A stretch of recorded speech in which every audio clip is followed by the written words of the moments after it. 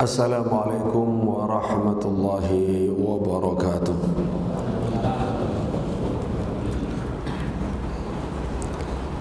Bismillahirrahmanirrahim. Alhamdulillahilladzi lahul fadlu wasyukru wathana wa ajazza lil mutasaddiqin al-ata wa wa'adahum bi ahsanil jazaa. Ahmaduhu subhanahu wa ta'ala fi sarra'i wa dharra, wassalatu wassalamu ala sayyidil awliya wa imamil atqiya Rasulillah sallallahu alaihi wa ala alihi wa sahbihi wa sallam. Amma ba'du, ma'asyiral muslimin rahimakumullah. Bersyukur kepada Allah Subhanahu wa taala pada pagi hari ini semua dalam keadaan sehat walafiat, dalam keadaan bergembira, menyongsong hari baru setelah diistirahatkan oleh Allah semalam. Kita berdoa kepada Allah Subhanahu wa taala di pagi hari ini dan setiap pagi, Allahumma inna nas'aluka ilman nafi'a wa rizqan thayyiba wa amalan mutaqabbala. Allahumma amin. Ya Allah, berikan kami memohon ilmu yang bermanfaat, rezeki yang thayyib dan amal yang diterima. Itu adalah kebutuhan setiap kita hidup. Setiap pagi mengawali hidup kembali, itu yang dibutuhkan, ilmu manfaat, rezeki yang thayyib dan amal yang soleh. Karena banyak ilmu tidak manfaat, maka mintanya yang manfaat saja. Karena banyak rezeki yang tidak thayyib, maka minta yang thayyib saja. Dan banyak amal yang tidak diterima, kita minta yang diterima saja. Itu bekal kita. Bukan sembarang ilmu, bukan sembarang rezeki, bukan sembarang amal.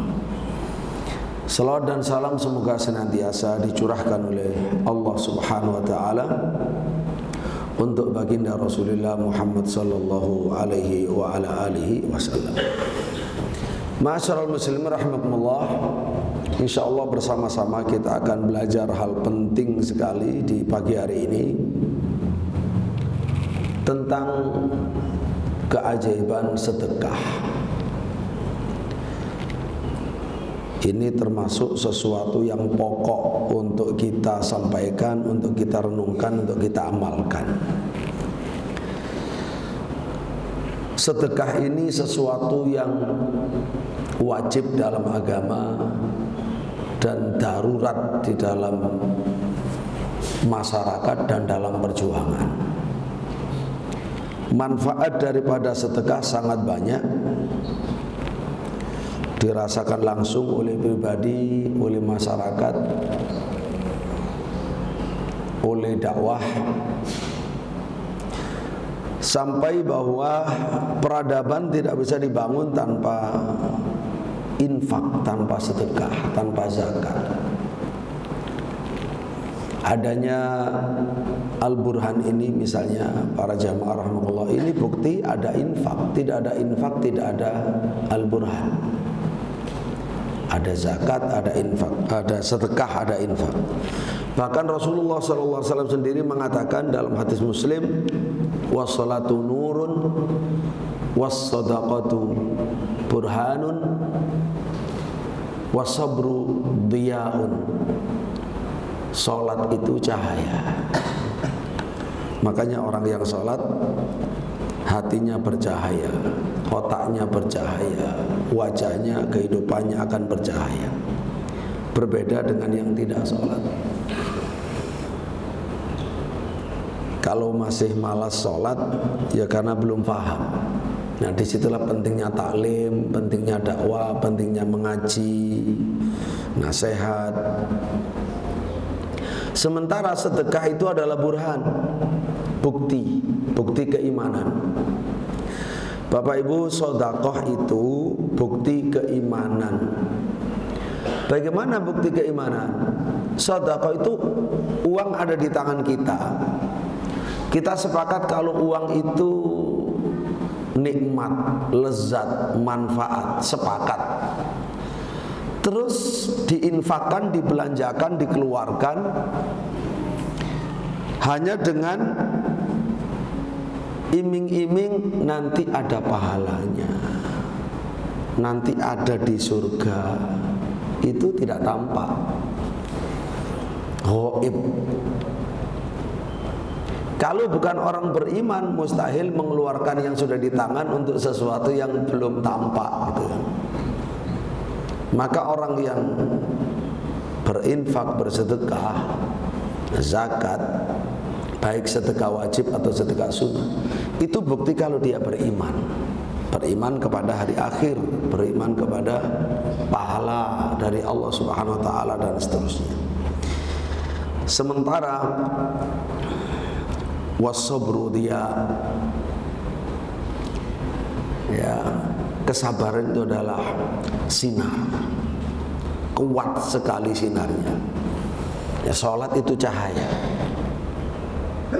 sementara kesabaran adalah sinar, menerangi jalan hidup kita, memberikan jalan ke depan itu lapang. Orang yang sabar pasti lapang, karena padang melihat segala sesuatu itu nyata. Tapi kalau tidak sabar itu petang. Nah, itu diantaranya. Jadi sedekah adalah burhan. Adanya burhan, adanya sedekah. Adanya al-burhan ini berarti ada sedekah di dalamnya. Nah, jamaah rahimakumullah, bahkan tidak ada dakwah tanpa sedekah. Tidak ada dakwah kalau tidak ada sedekah. Jadi sedekah itu sudah mengiringi dakwah sejak pertama kali ada. Rasulullah Muhammad SAW itu berdakwah dengan uang, dengan modal, dengan infak. Tapi infaknya masih ditanggung oleh orang terbatas. Ya, pertama kali ditanggung oleh istrinya Sayyidah Khadijah radhiyallahu anha, yang kaya raya itu uangnya untuk dakwah. Itu sejak pertama kali Islam datang. Sekaligus sejak pertama kali Islam datang tidak terpisahkan antara pejuang laki-laki dan pejuang perempuan. Sejak pertama kali Islam itu diperjuangkan. Makanya Rasulullah SAW ketika menerangkan tentang keutamaan Sayyidah Khadijah saat dicemburui oleh ibunda Aisyah radhiyallahu anha, bahwa menurut anggapan Sayyidah Aisyah itu kan Sayyidah Khadijah sudah wafat dan Allah sudah mengganti dengan yang lebih baik. Kenapa kok terus nama Khadijah disebut-sebut, dipuji-puji? Nah, di situ kan cemburu. Dijawab sama Nabi bahwa tidak, Allah belum menggantikan saya dengan yang lebih baik, menggantikan untuk saya dengan yang lebih baik. Lalu beliau mulai menerangkan keutamaan Sayyidah Khadijah yang tidak mungkin bisa disaingi oleh siapapun, termasuk oleh Sayyidah Aisyah radhiyallahu anha. Rasulullah SAW mengatakan,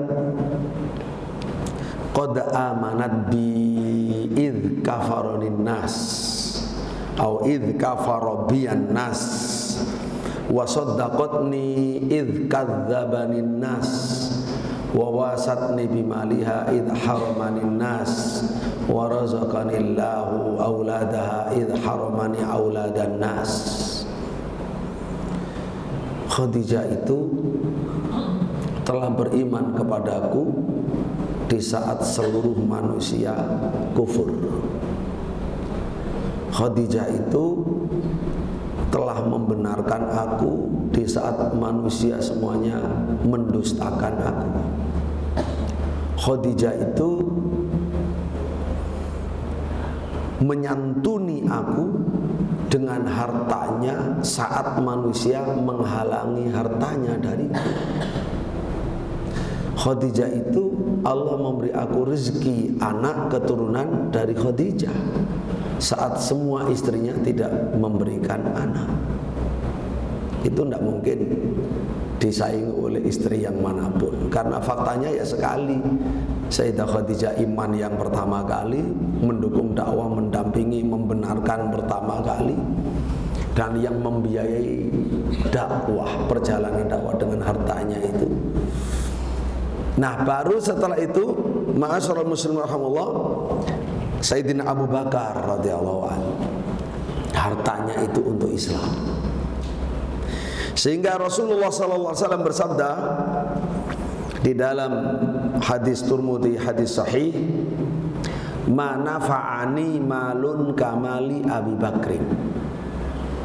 Tidak ada harta yang berguna bagiku seperti hartanya Abu Bakar. Makanya Sayyidah Khadijah wanita terbaik, ya sempurna. Sayyidina Abu Bakar manusia terbaik secara keseluruhan dan laki-laki pertama kali yang beriman, termasuk laki-laki yang pertama kali membiayai dakwah. Nah, ketika Rasulullah menyatakan demikian, Sayyidina Abu Bakar itu menangis radhiyallahu anhu. Setelah menangis, baru beliau berkata kepada Nabi sallallahu alaihi wasallam, hal ana wa mali illa laka ya Rasulullah. Saya, bukan hanya harta, saya, diri saya dan seluruh harta saya bukan lain ya kecuali hanya untukmu ya Rasulullah. Jadi dirinya untuk Rasulullah, hartanya untuk Rasulullah sallallahu alaihi wasallam. Jadi itulah ma'asyiral muslimin rahimakumullah, kenapa kita bicara soal sedekah, soal infak ini ya, baik yang wajib maupun yang sunnah. Nah, insya Allah kita akan menyampaikan beberapa ayat. Tentu sangat banyak ayatnya, tapi kita sampaikan beberapa saja. Kemudian kita sampaikan beberapa hadis, agak banyak dikit, nah, karena lebih banyak lagi ketimbang ayat. Setelah itu kisah-kisah ajaib tentang sedekah insyaallah ta'ala. Ma'asyiral muslimin rahimakumullah.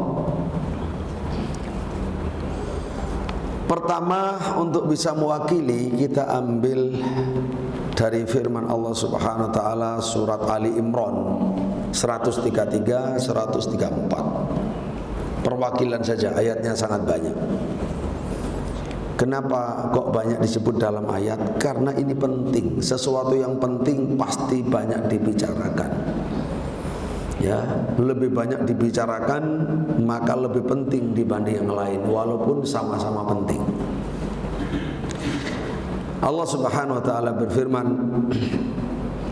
wasari'u ila maghfiratin min rabbikum wa jannatin 'arduha as-samawati wal ard u'iddat lil muttaqin.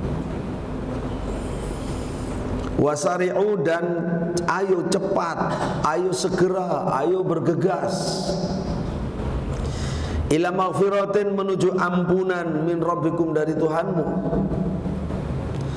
wa jannatin, menuju surga, arduha, yang luasnya as-samawati wal ardu, seluas langit dan bumi.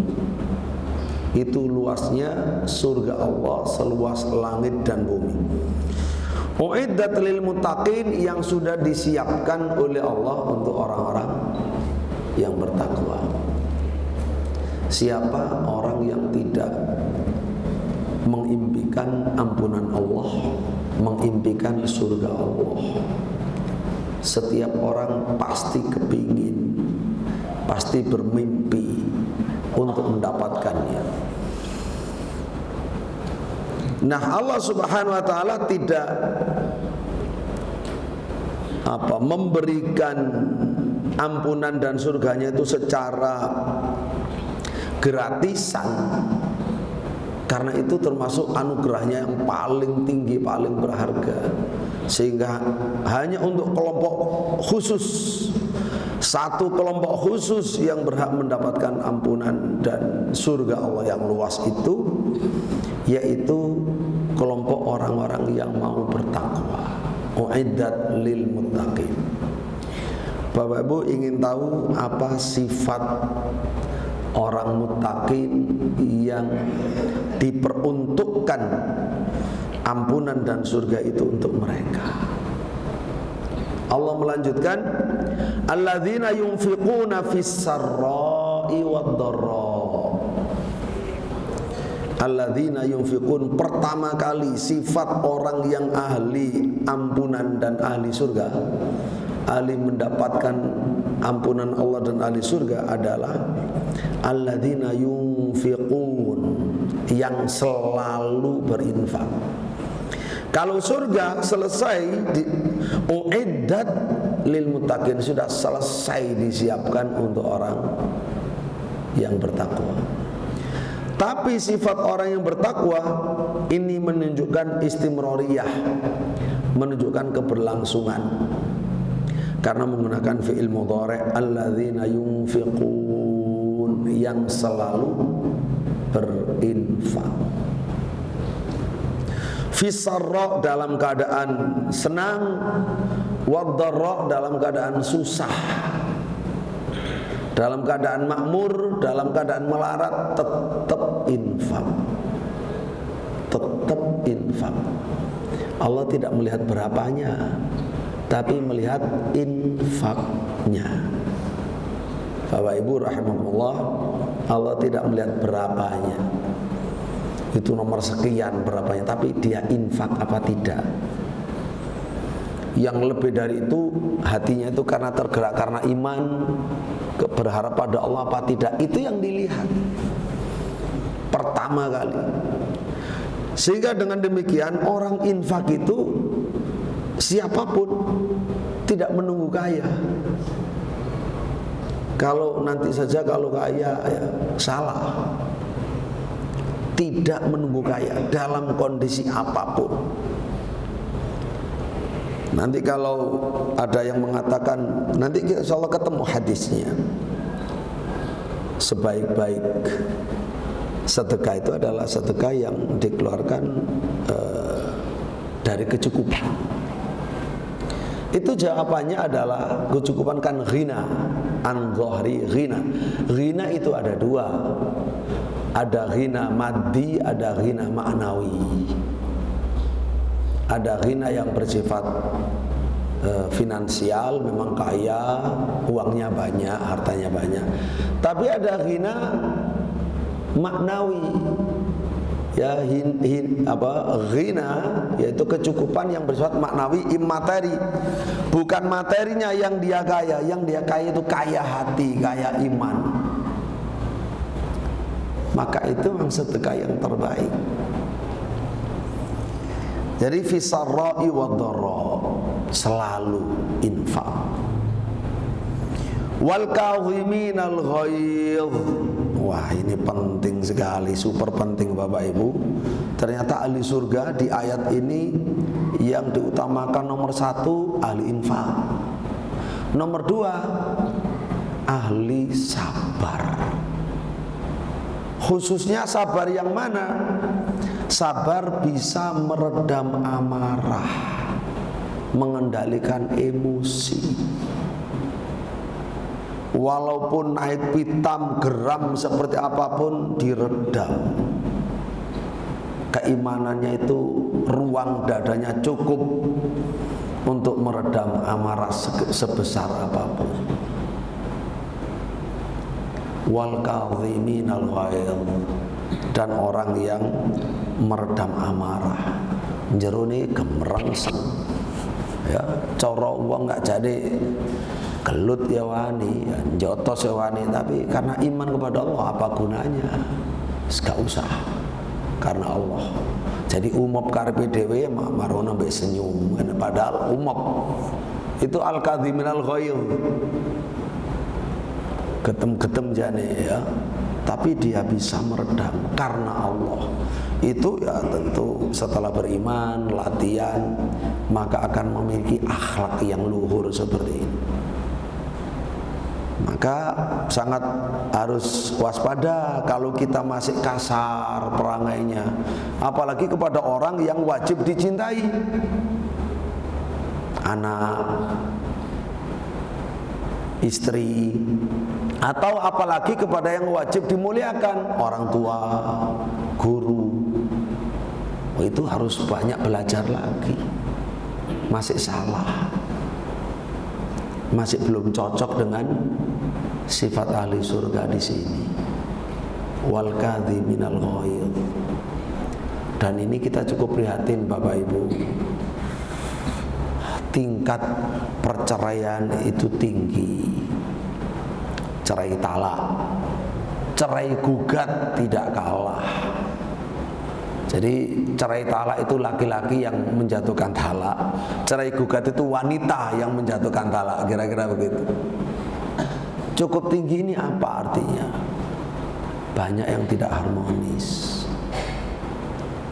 belum bisa menjiwai nikmatnya berumah tangga, mengikuti sunnah Rasul Sallallahu Alaihi Wasallam.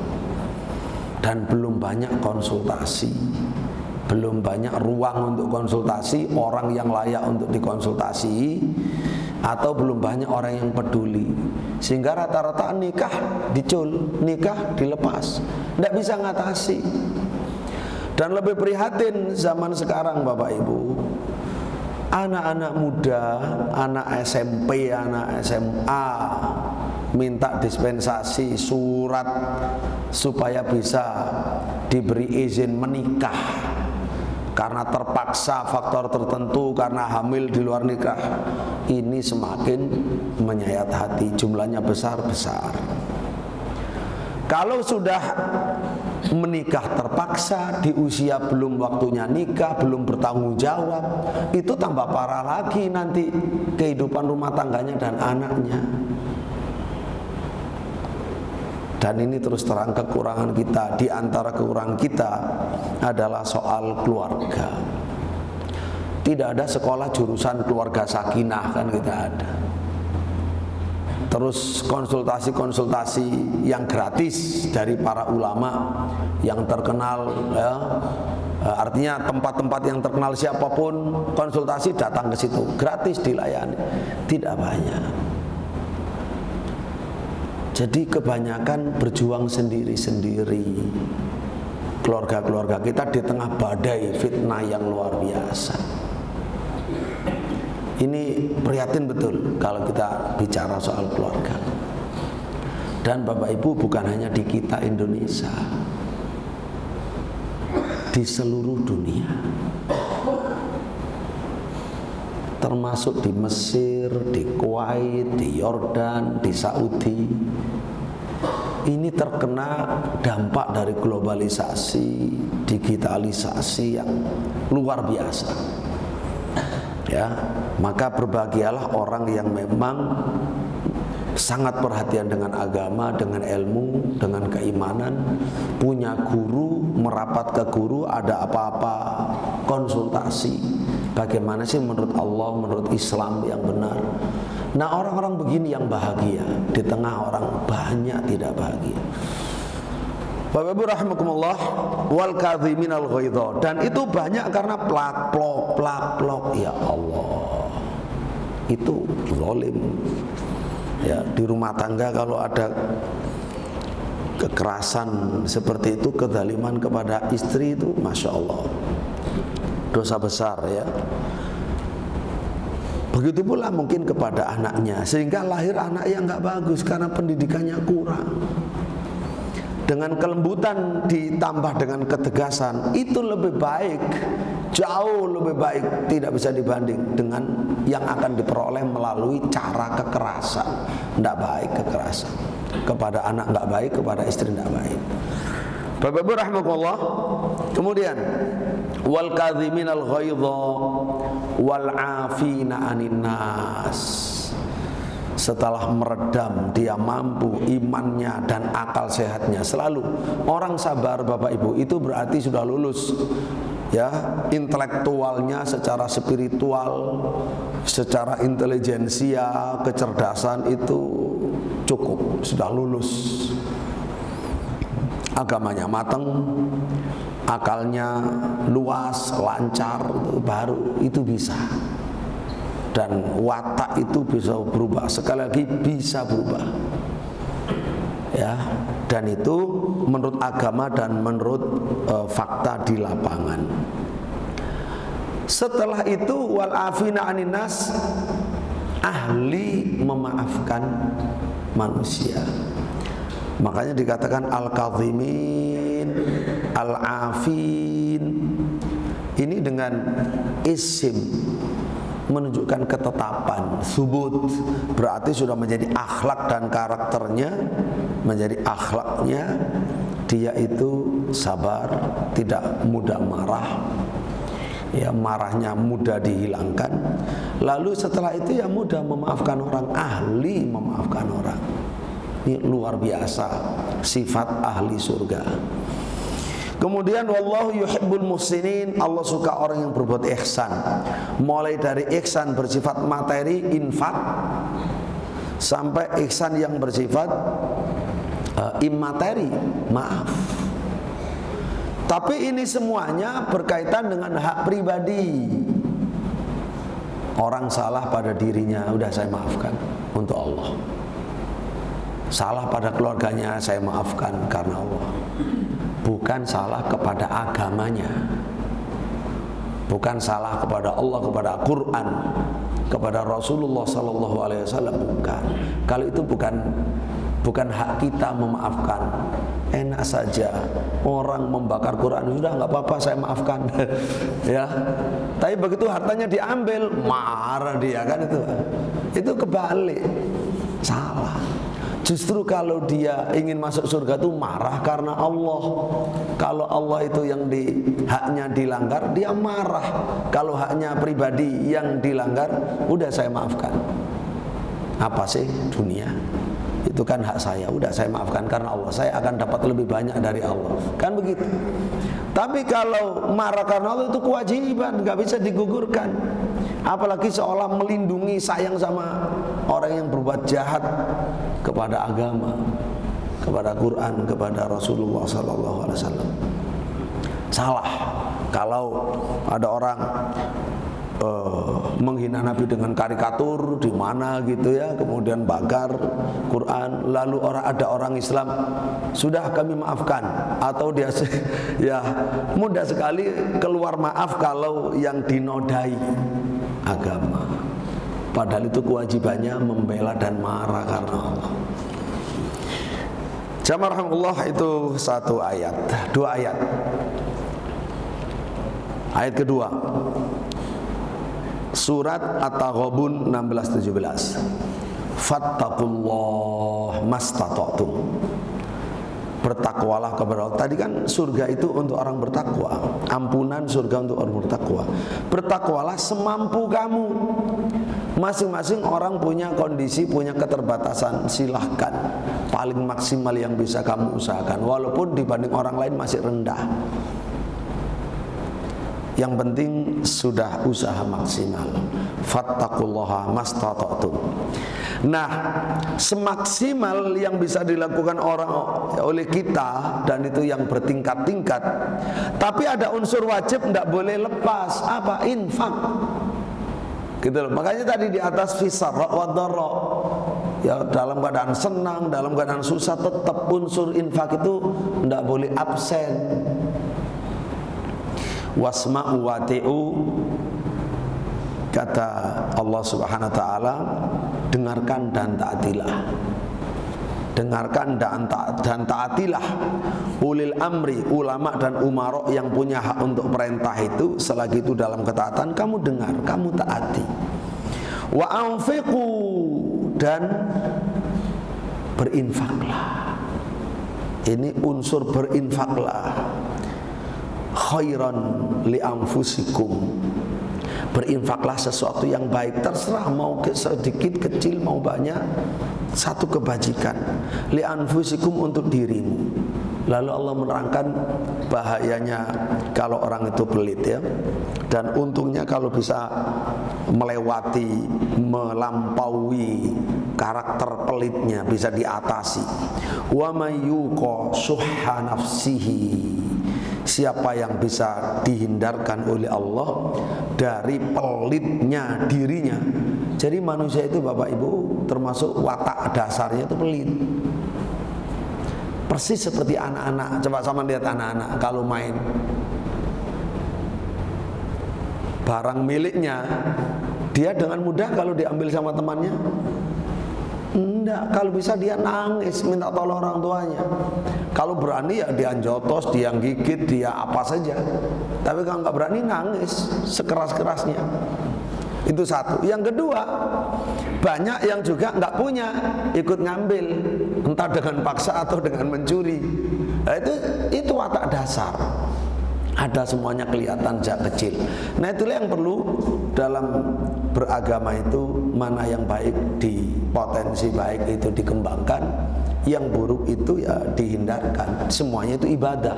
Mengembangkan yang baik itu ibadah, mengatasi yang buruk itu ibadah, sama. Diberikan Allah watak beda-beda, semuanya untuk ibadah, diuji sebagai bahan ujian. Ini lembut mulai kecil, ini pemarah mulai kecil, ini dermawan mulai kecil, ini pelit mulai kecil misalnya. Kan ada orang-orang tertentu yang lebih dominan wataknya tertentu. Tidak soal, semuanya sama di depan Allah. Itu ujian. Yang dikasih baik, apakah dia bersyukur dan mengembangkannya untuk Allah? Yang dikasih ada beberapa watak buruk, apakah dia beriman kepada takdir Allah, sabar kepada segala, ridho kepada pemberian Allah, kemudian berusaha mujahadah untuk menyesuaikan diri dengan ridho Allah. Dilihat itu. Sama dengan wanita perempuan, apalagi cuma sekedar jilbab. Dulu ada wanita dinikahi tanpa jilbab. Setelah dalam perjalanan suaminya ingin istrinya berjilbab. Kadang ada juga, sudah nggak usah macam-macam, kamu dulu nikahi aku tanpa jilbab, ya sekarang kamu juga harus mau. Ya nggak boleh begitu. Hidup ini proses belajar sampai mati, belajar lebih baik, lebih baik, lebih baik. Jadi tidak boleh mempertahankan sesuatu yang tidak baik atau kurang baik atau yang maksiat. Bapak Ibu rahimakumullah, faulaika humul muflihun, itulah orang yang sukses, orang yang bisa menanggulangi sikap pelitnya karena Allah, itulah orang yang untung, yang sukses. Al-muflihun, yang akan mendapatkan surga. In tuqridullaha qardan hasana yudha'ifhu lakum wa yaghfir lakum wallahu syakurun halim. Kalau kamu meminjami Allah, artinya meminjami Allah, kamu berinvestasi untuk Allah, nanti Allah akan membayarnya berlipat ganda dari yang kamu infakkan. Jadi yaitu berinfak di jalan Allah, berinvestasi kepada Allah, membayarkan hartanya di jalan Allah, itu nanti Allah akan membalasnya dengan berlipat ganda. Allah maha syukur, maha syakur, maha menerima dan menghargai kebajikan sekecil apapun lalu dikembangkan menjadi banyak. Halim, dan Allah maha Halim, maha pemaaf. Baik. Ma'asyiral muslimin rahimallah, itu 2 ayat saja. Sekarang kita ambil beberapa hadis. Pertama, hadis Bukhari Muslim. Ada orang datang kepada Rasul sallallahu alaihi wasallam, lalu berkata, "Ya Rasulullah, sedekah yang mana yang lebih utama?" Orang cerdas itu, apalagi melihat ada keterbatasan, tidak bisa melakukan banyak hal, dia harus punya ilmu yang paling efektif. yang paling tepat, yang paling banyak untung. Itu semangatnya, dan itu menunjukkan kecerdasan. Itu yang ditanyakan kepada Rasulullah sallallahu alaihi wasallam. Ayu sadaqati a'zamu ajra. Sedekah yang bagaimana sih Nabi? Yang paling besar pahalanya. Rasulullah mengatakan, anta saddaq wa anta sahih syahih takhshal faqra wa ta'mul ghina wala tumhil hatta idza balaghatil hulqum qulta li fulan kadza wa li fulan kadza wa qad kana li fulan. Masya Allah, ini luar biasa pengingat bagi kita semua. Kata Nabi jawabannya, sedekah yang paling besar pahalanya kamu bersedekah wa anta sahih, sementara kondisi fisikmu itu sedang sehat-sehatnya.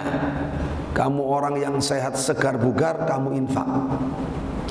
Itu kondisi pertama. Kondisi kedua, hanya kondisi saat infak itu syahihun, kamu dalam keadaan pelit, sangat membutuhkan uang itu, pelitlah dengan harta itu.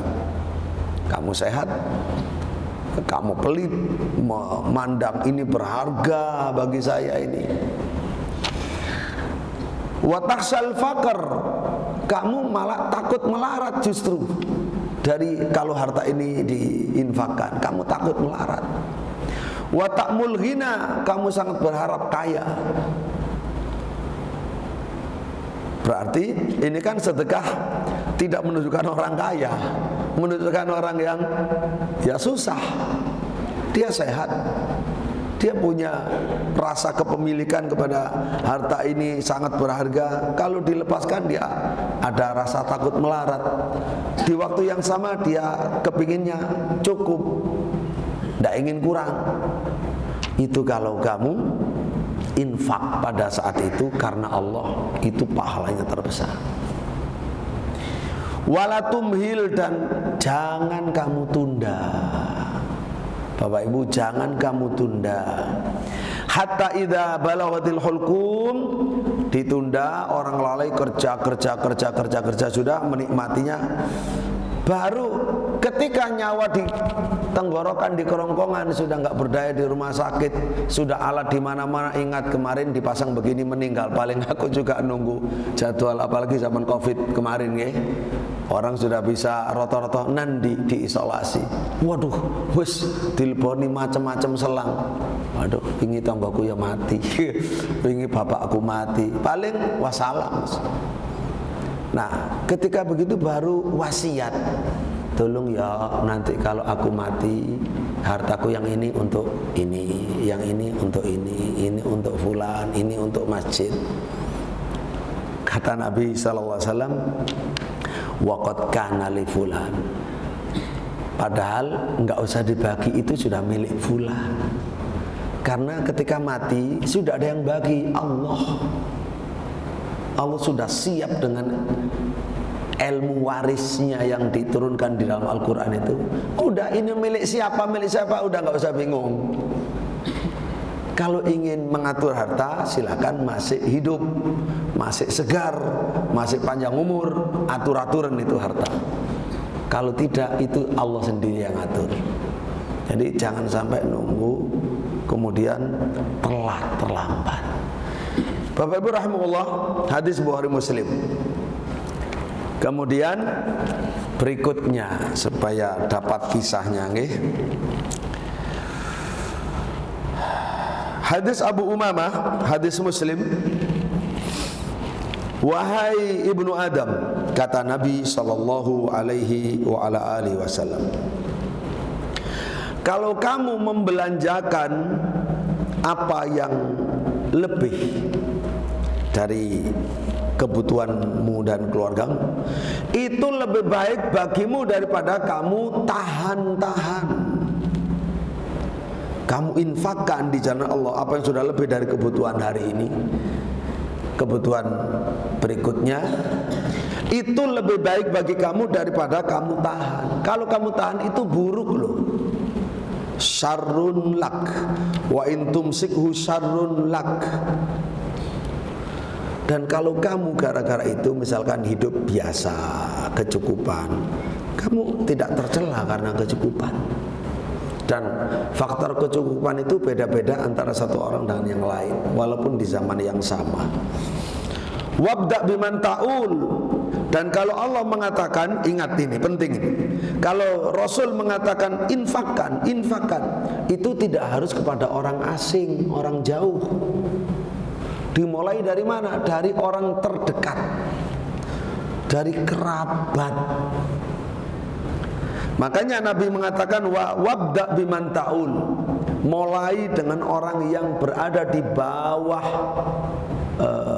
kewajibanmu menafkahi. Mulai dari mereka.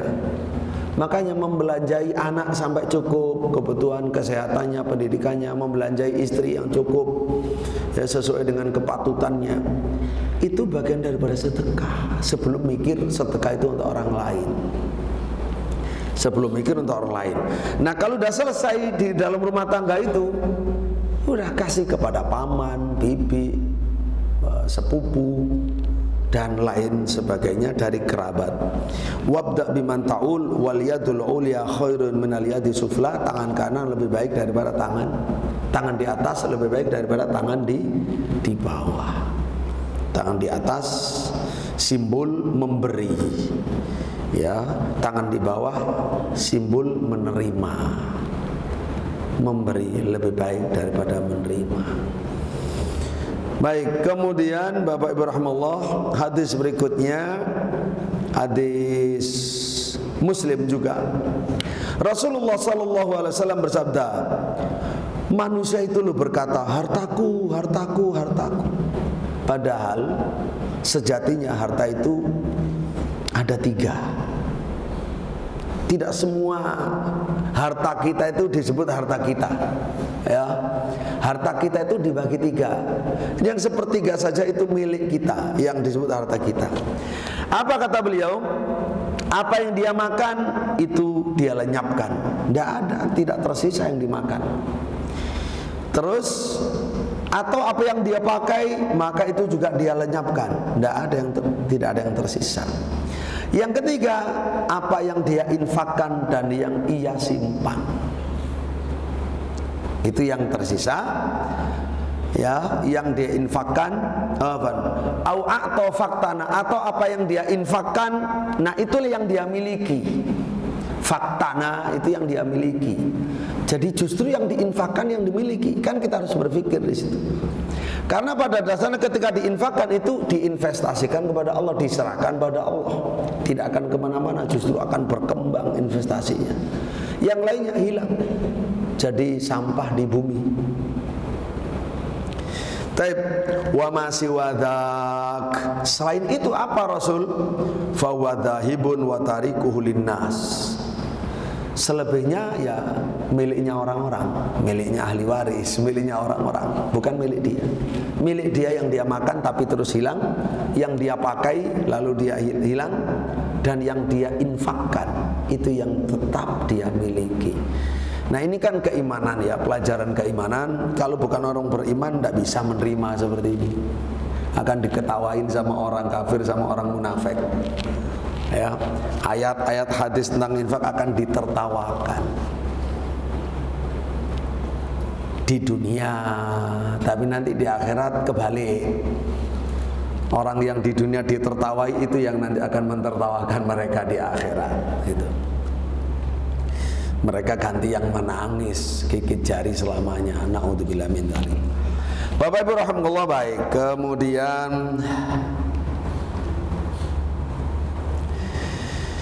la ilaha illallah. Perhatikan, ini terakhir, insya Allah masih banyak sebenarnya, tapi kita ingin kisah karena waktunya habis.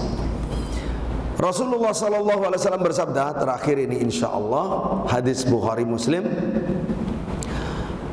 Ma minkum min ahad illa wa sayukallimuhu Allahu laisa bainahu wa bainahu turjuman fayanzur aymana minhu fala yara illa ma qaddam wa yanzur ash'ama minhu fala yara illa ma qaddam wa yanzur baina yadayhi fala yara illa an-nar tilqa wajhi fattaqun nar walau bisyikki tamrah. Tidak ada seorang pun dari kalian melainkan nanti di akhirat akan diajak bicara sama Allah tanpa penerjemah. Akan diajak bicara oleh Allah tanpa penerjemah. Maka dia melihat ke kanan, dia tidak melihat kecuali apa yang sudah diamalkan. Dia melihat ke kiri, tidak melihat kecuali apa yang sudah dia amalkan. Dia melihat di depan, tidak melihat kecuali neraka di depan mukanya. Maka Nabi berwasiat, fattaqun nar, takutlah pada neraka walau bisyikki tamroh, meskipun dengan separuh butir kurma. Jadi satu butir kurma itu separuhnya, walaupun dengan separuh kurma. Artinya bangun benteng antara wajahmu dan neraka, walau hanya dengan, jadi harus ada aling-aling yang menghalangi kita dari neraka, walaupun sedekah sekecil separuhnya kurma, bukan satu kurma, butir kurma, tapi separuhnya. Ini artinya sekecil apapun sedekah itu diperlukan untuk membuat benteng dari api neraka. Bapak rahimahullah, baik. Mari kita ikuti sekarang kisah diawali dari Ibnu Mas'ud dulu, Ibnu Mas'ud dulu, dari sahabat lah. Bapak Ibu rahimakumullah, bukan Ibnu Mas'ud tapi Abu Mas'ud nih, Abu Mas'ud Al-Ansari dari kaum Ansor. Abu Mas'ud Al-Ansari radhiyallahu anhu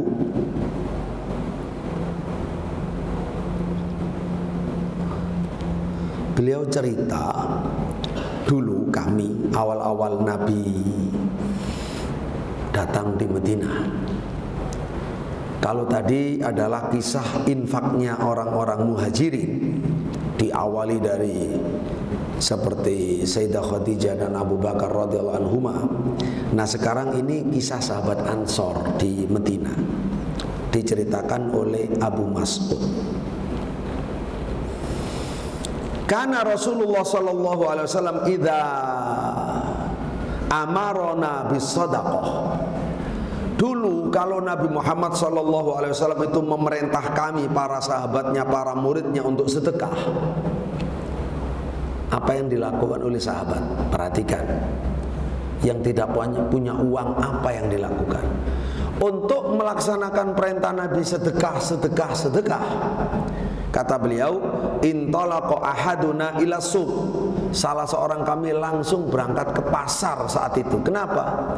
Karena dia nggak punya uang untuk melaksanakan infak. Dia tidak ingin hidup berpangku tangan tanpa ikut infak, itu tidak mau. Tapi kan nggak punya uang, berangkat ke pasar. Untuk apa? Nyari jasa manggul, jadi manol. Ya, siapa yang mau yang butuh jasa untuk ngangkut, saya siap, supaya mendapatkan upah. Akhirnya sampai mendapatkan, ya karena buru manggul itu dapat satu mud itu ya kira-kira 6 on, 7 on kurang ya. Dia bekerja keras di pasar, dapat satu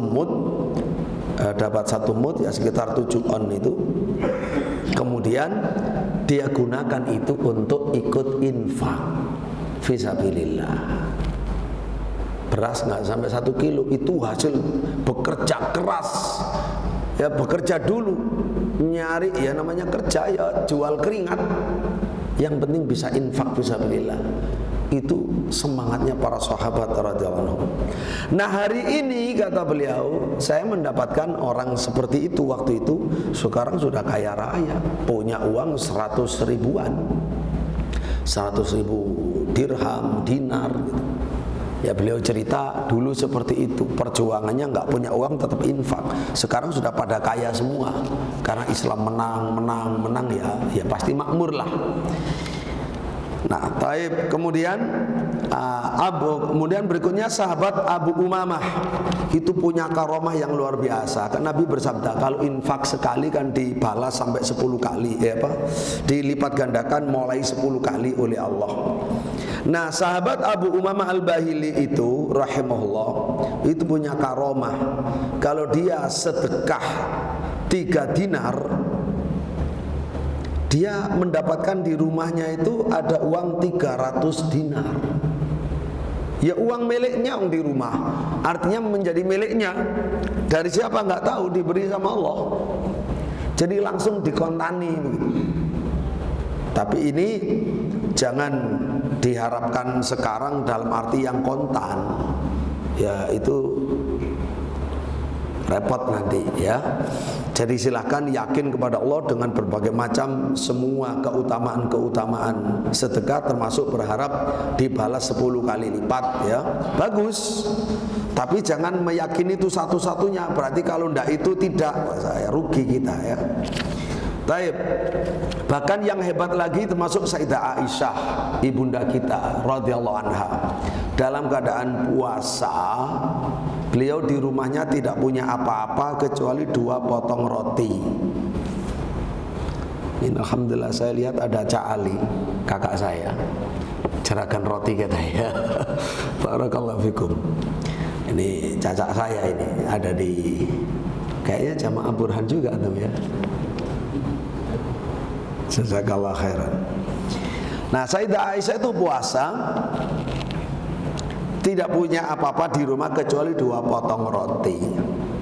Datanglah pengemis, datang ke rumah. Maka beliau menyuruh pembantunya, kamu berikan 1 roti. Apalagi ini sudah menjelang sore, mau menjelang buka. Terus gak lama datang lagi orang lain yang meminta. Kata Sayyidah Aisyah, kamu berikan lagi, tinggal 1 itu. Tanpa mikir. Maka yang menolak siapa? Pembantunya menolak. Tidak. Artinya ini untuk Anda, ini mau berbuka, buka apa nanti kira-kira begini begitu. Karena nggak mau, dia nutup dengan korden gitu, lalu diberikan kepada pengemis. Jadi karena nggak mau, pelayannya dilakukan sendiri. Setelah tahu kalau diberikan, kata beliau, Anda nanti makan apa? Kira-kira gitu. Anda nanti berbuka apa? Diam, beliau nggak jawab. Begitu waktunya buka, ada orang ngetuk pintu. Tok tok tok tok, coba kamu buka, siapa itu? Oh, kami dari keluarga fulan. Belum pernah keluarga itu datang ke rumah, belum pernah selama-lamanya seumur-umurnya. Tapi kali itu datang. Subhanallah, udah kamu tanya, kamu budak apa bukan? Kalau budak silakan masuk, kalau bukan budak tidak. Akhirnya dimasukkan karena ternyata budak, dia suruhan dari majikannya membawa subhanallah kambing guling, membawa ya kambing guling, kambing yang dipanggang ya, bersama roti, banyak sekali rotinya yang empuk-empuk, yang bagus-bagus. Kata beliau, coba kamu hitung, subhanallah berapa banyak ini rotinya.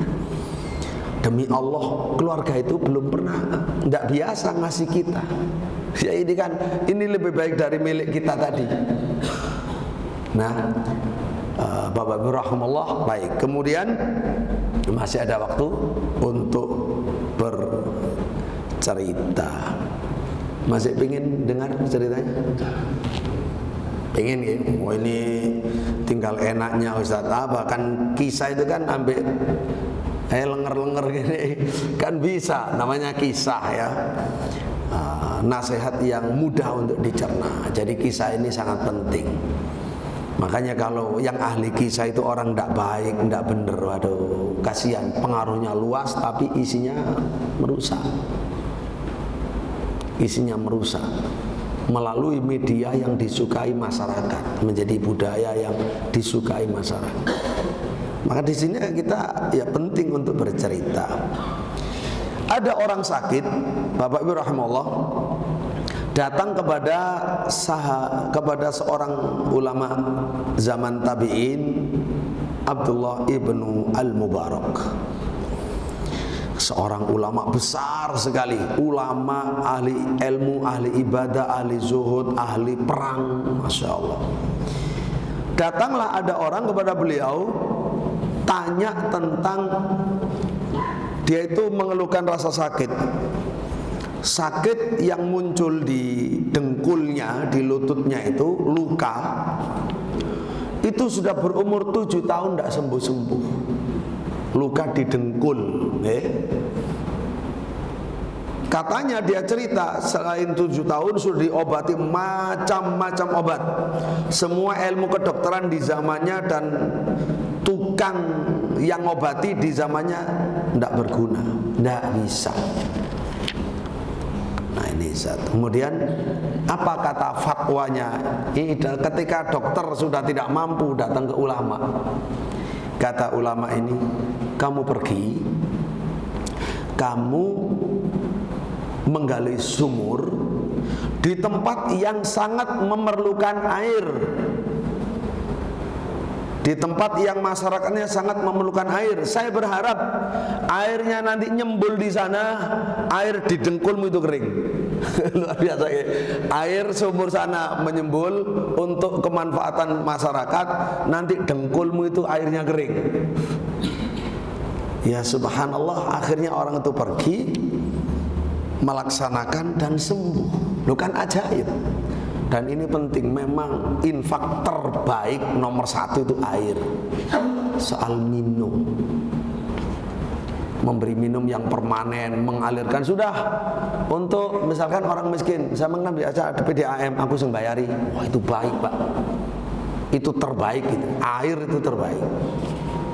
Wes masjid aku, omai fulan-fulan aku, tidak masalah. Itu terbaik sekali lagi untuk air, infak air ya. Ataupun termasuk memberi minum-minum kepada orang yang kehausan. Itu ada hadisnya tersendiri. Baik, setelah ya ini ada pertanyaan. Saya tambahkan coba sekali lagi.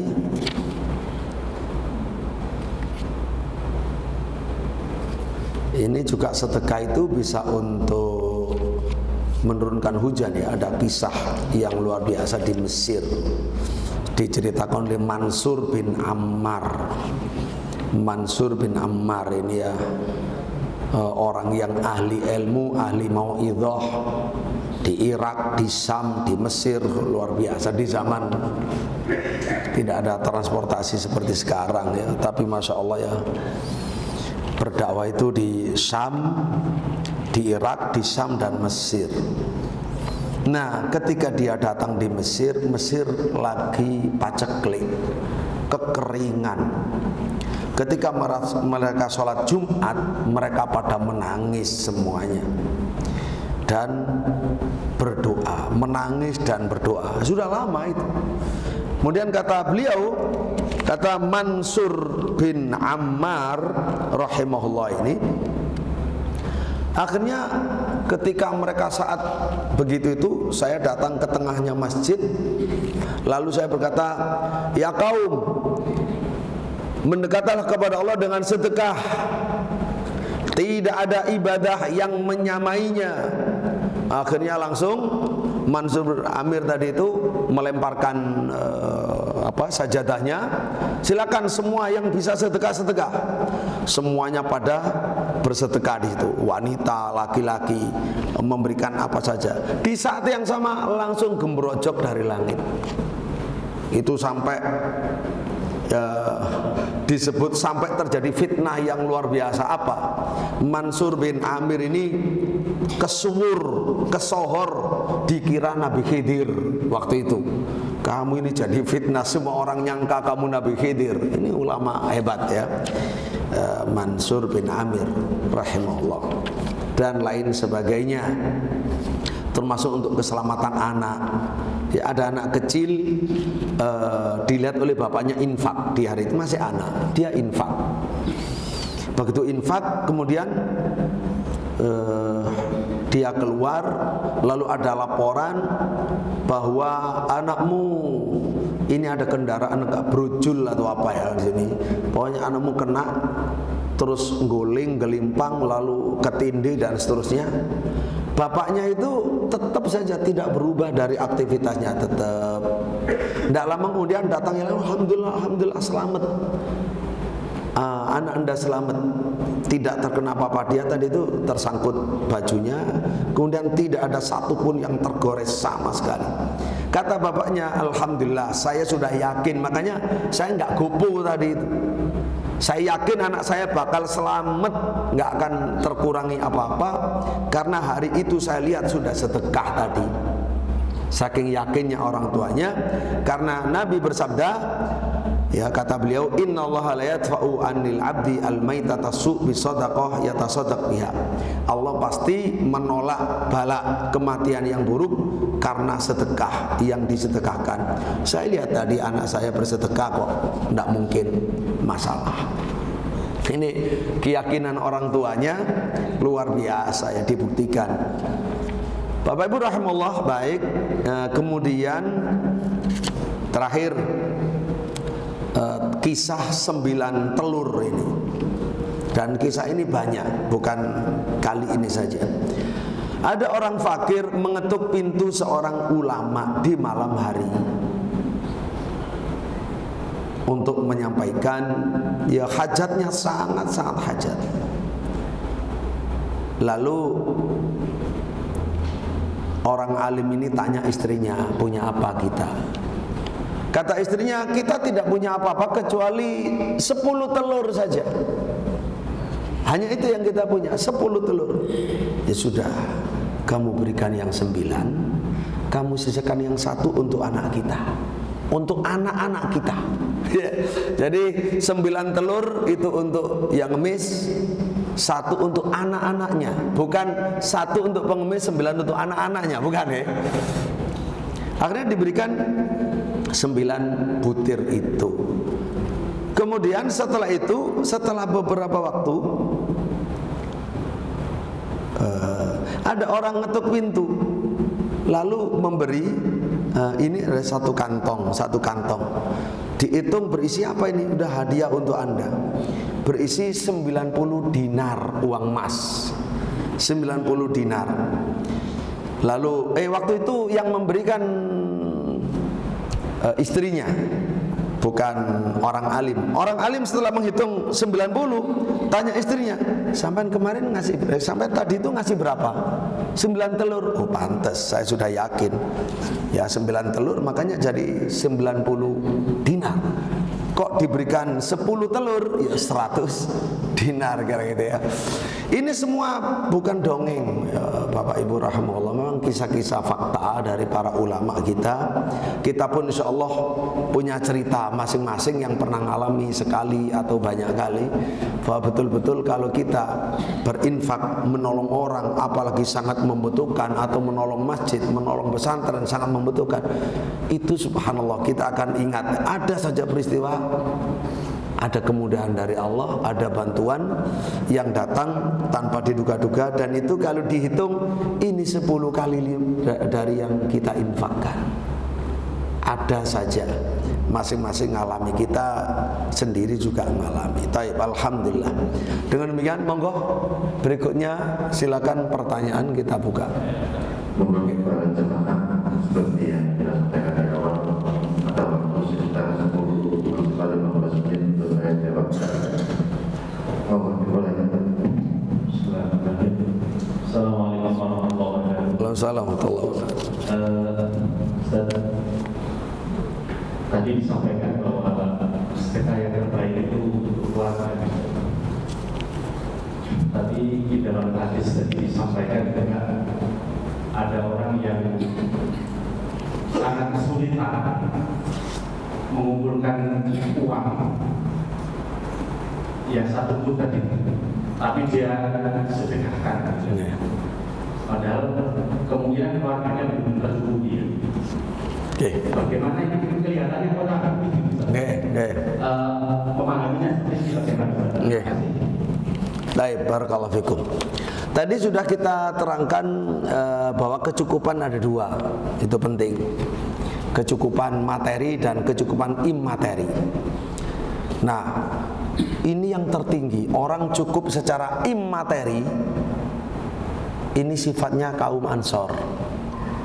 Wa yu'thiruna ala anfusihim walau kana bihim khasasah. Mereka mengutamakan orang lain walaupun mereka sendiri butuh. Ya, itu namanya itsar, tertinggi, makom tertinggi. Dia itu ghina, tapi ghinanya ghinal qalb, ghinan nafas, bukan ghina materi.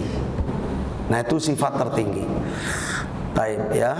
Termasuk Abu Bakar radhiyallahu anhu, kenapa infak hartanya 100%? Tidak tersisakan, tidak menyisakan apapun untuk keluarganya, anak istrinya. Ketika ditanya kan, Umar kan ingin mengatakan, jadi sahabat itu berlomba untuk baik, untuk mendekat pada Allah itu sangat terkenal sekali. Bukan riya, betul-betul karena Allah. Makanya Umar mengatakan dia menyadari dia ingin jadi orang terbaik. Dia sadar bahwa yang terbaik itu Abu Bakar.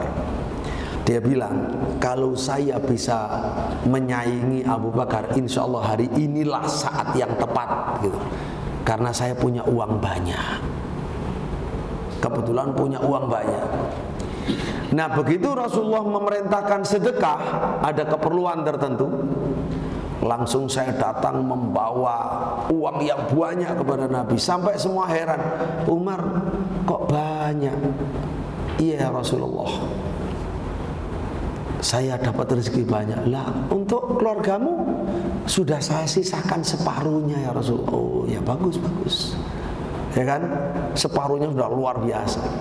Abu Bakar kemudian datang bawa, ya banyak. Lu kok banyak sekali Abu Bakar? Ya alhamdulillah. Lah, apa yang kamu sisakan untuk anak istrimu? Allah. Bukan separuhnya, Allah. Saya sisakan Allah saja.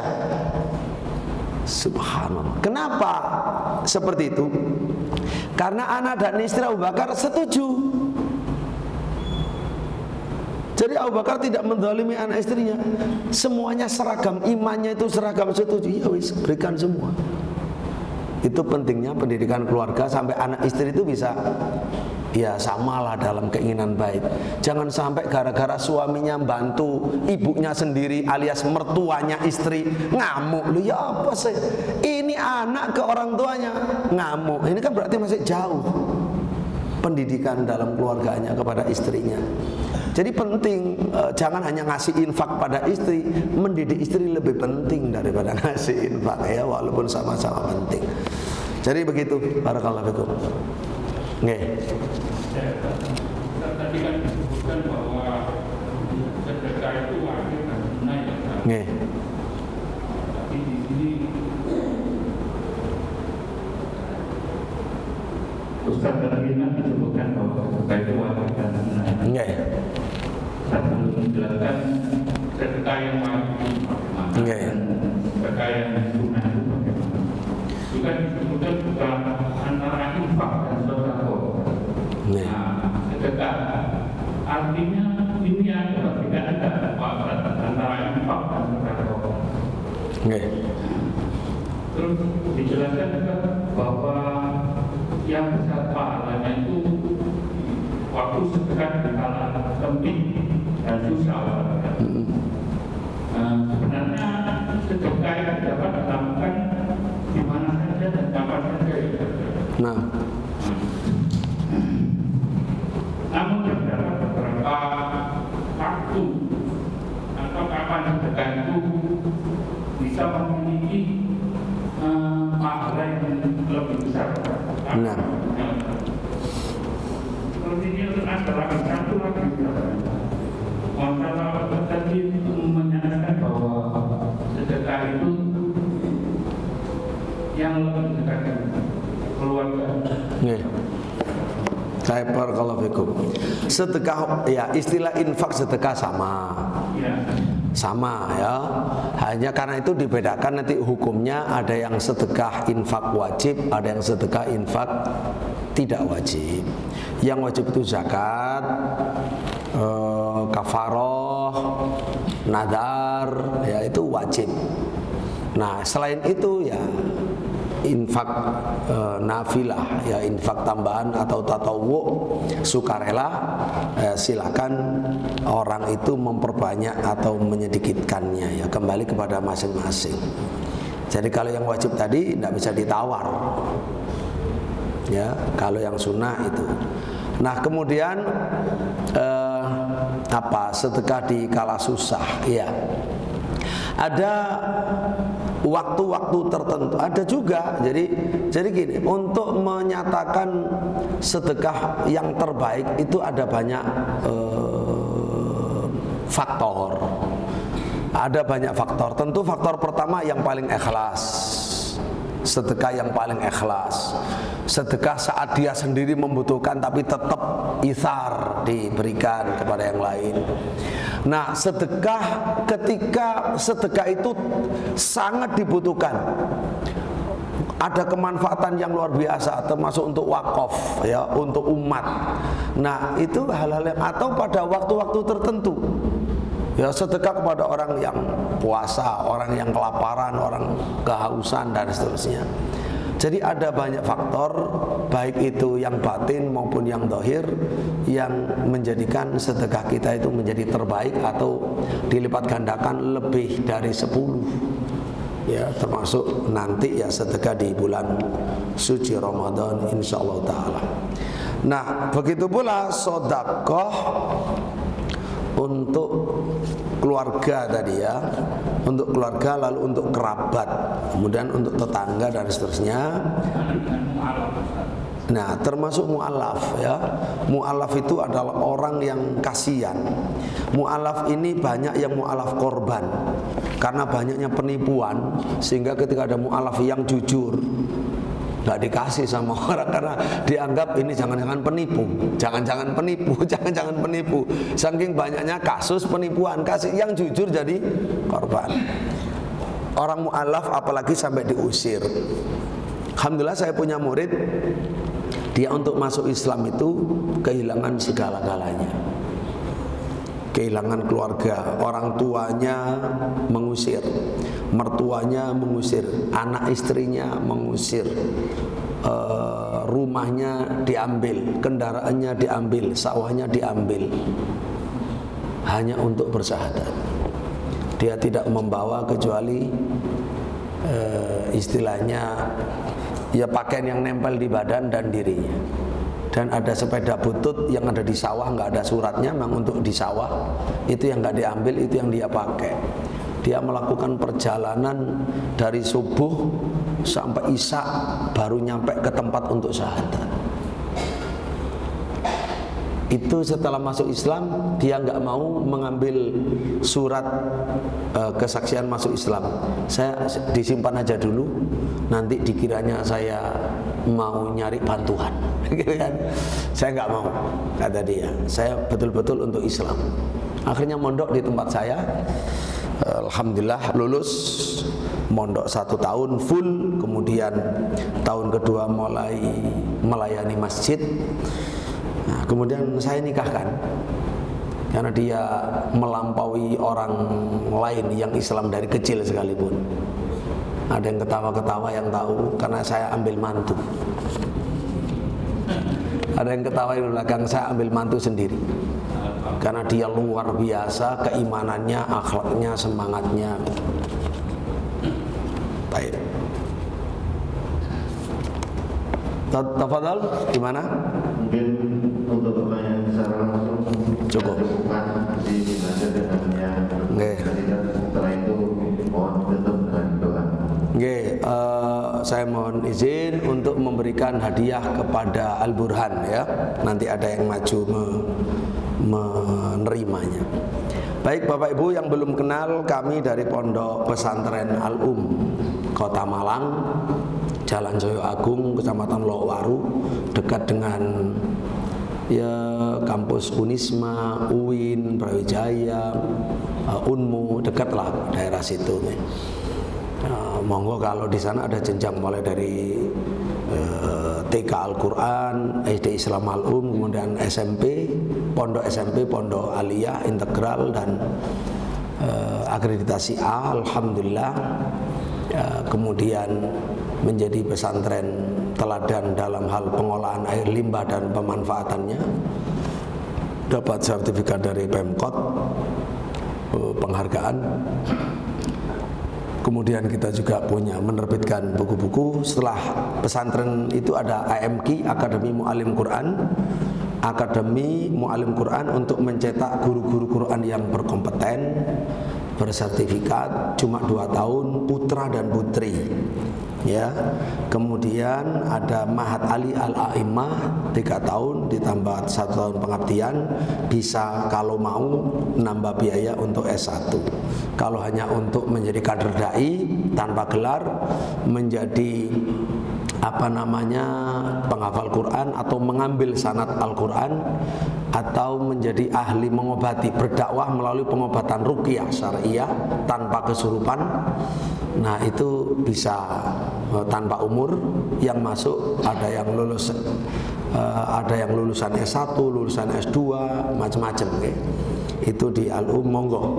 Dan kalau untuk pendaftaran kayaknya masih ada beberapa yang kuota yang masih sekarang untuk SMP dan SMA atau aliyah. Nah, ini hadiah 1 kitab zikir wirid doa praktis.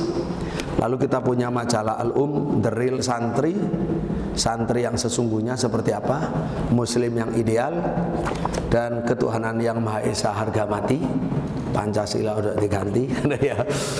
Kemudian menuntun Syiah ke jalan yang benar, ya, jadi Ahlussunnah wal Jamaah yang bagus, bukan hanya tahu kalau misalkan Syiah yang menolak sahabat dan yang kultus kepada Ahlul Bait itu jelek atau menyesat atau sesat dan menyesatkan, tapi yang bisa bagaimana cara mengatasi, mendekati jika ada tetangga atau siapa saja yang terpapar Syiah misalkan, ya, menuntun Syiah ke jalan yang benar. Kemudian JCC, jenggot cadar cingkrang, identitas teroris atau agama, identitas agama atau teroris, ya, penting sekali. Banyak kutipannya dari kitab kuning. Ya, kadang kita itu membenci agama kita tanpa sadar, ada juga yang begitu kan. Monggo. Kemudian manhaj salaf, jalan kebenaran dan keselamatan, ini bedah buku yang nanti akan kita adakan di Masjid Al-Ihsan. Dan ini waktu subuh, ini buku monumental yang pertama kali dan lengkap mulai tahun 2009 sampai 2020 sampai Muktamar Muhammadiyah kemarin, ada di sini semua. Monggo, dengan segala pendekatan. Dan ini kalender pesantren Al-Um, ya, monggo, ada gambarnya. Jadi ini fadhal diterima oleh perwakilan dari Al-Burhan. Gus Friskal Aina, tafadhal, antum bisa membagikannya, dibantu.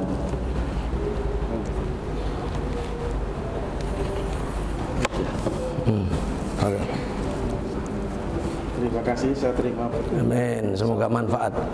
Barakallahu fikum. Ini kalendernya. Nggih. Loh, sebentar, ya, nggih, monggo. Fadhal. Kalender. Bagi-bagi.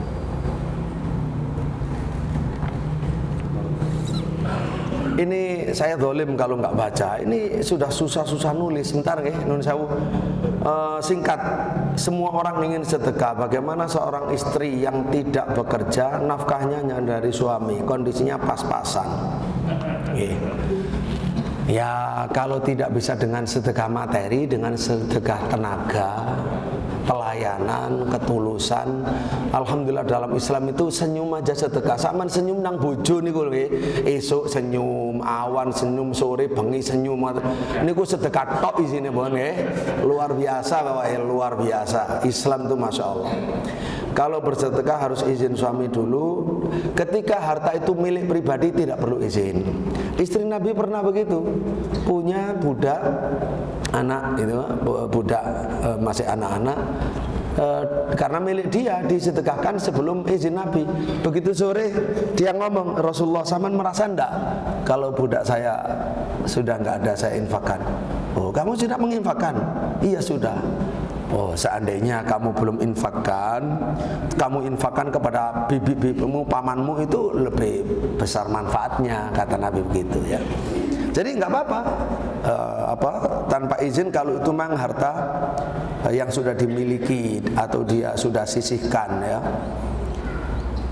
Baik, kemudian terakhir deposito di bank dapat bagi hasil, uang hasil tersebut syubhat, kalau boleh untuk infak. Nah, itu bukan untuk infak, itu namanya dilepas. Barok itu melepaskan diri, bukan atas nama kita. Iki uang ini silakan dibuat untuk sosial, jangan atas nama saya, bukan uang saya. Kalau ditulis atas nama sampean, ya masih tetap sampean ngambil manfaat namanya. Ya, jangan diaku. Terus ini uang sosial. Dari mana? Dari hamba Allah. Nggak tahu, bukan saya. Begitu kan? Gitu aja. Barakallahu fikum. Sampun sampai ketemu lagi insyaallah. Subhanakallahumma rabbana wa bihamdika asyhadu an la ilaha illa anta astaghfiruka wa atubu ilaik. Wa sallallahu ala nabiyyina Muhammad walhamdulillahirabbil alamin. Assalamualaikum warahmatullahi wabarakatuh.